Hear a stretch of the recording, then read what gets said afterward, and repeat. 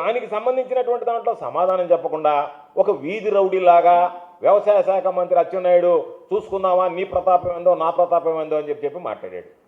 దాని మీద ట్వీట్ చేశాడు ఏమని, మేము బహిరంగ చర్చకు ఎక్కడైనా ఎప్పుడైనా సిద్ధంగా ఉన్నాము అని. వెంటనే వైఎస్ఆర్ కాంగ్రెస్ పార్టీ ప్రతి ట్వీట్ చేశాం, రీట్వీట్ చేశాం ఏమని, మేము నువ్వు కోరిన విధంగా నీ సవాలుని అచ్చెన్నాయుడు సవాలుని స్వీకరించి బహిరంగ చర్చకు మేము సిద్ధంగా ఉన్నాం.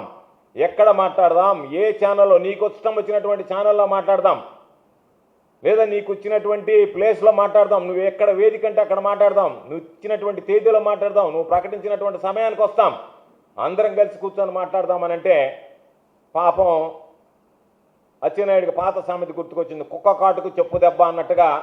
ఒరే మనం ట్వీట్ పెట్టామే, వాళ్ళు మరలా మనకి దానికి సరైనటువంటి సమాధానం చెప్పారే, కాబట్టి ఏమి మాట్లాడాలా, మనం ప్రజల ముందు మాట్లాడాలంటే మనకు వాయిస్ లేదు, ప్రజలు మనల్ని మామూలుగా చేతులతో కాళ్ళతో కొడితే పర్వాలేదు, మిగతా ఇతర వస్తువులతో కొట్టే పరిస్థితి ఏర్పడింది. కాబట్టి ఆయన అన్నాడు వెంటనే, నువ్వే కూసావు, నీ నోటుతో కూసావు, అచ్చెన్నాయుడు నోటుతో మాట్లాడి ట్వీట్ పెట్టావు, ఎక్కడైనా సరే మేము సిద్ధంగా ఉన్నామని. మేము సిద్ధమని చెప్పి తెలియజేసినామని తోక ముడిచి పారిపోయి ఈరోజు దాని మీద అసెంబ్లీకి రండి చర్చిద్దామని. అసలు మీకు